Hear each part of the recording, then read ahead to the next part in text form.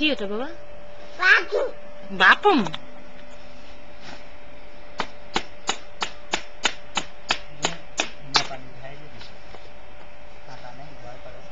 আমি কোনদিন খাই নাই।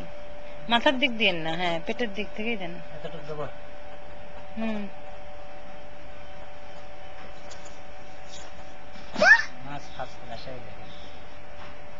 তা তো আছে, গন্ধ করলে তো মুশকিল। বন্ধ তো করবি, একটু বন্ধ করবি, তেল আছে না।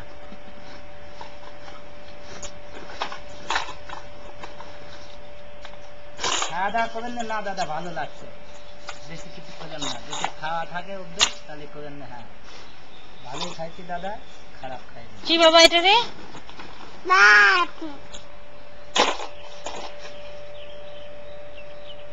300 হয়েছে, 300 বেশি।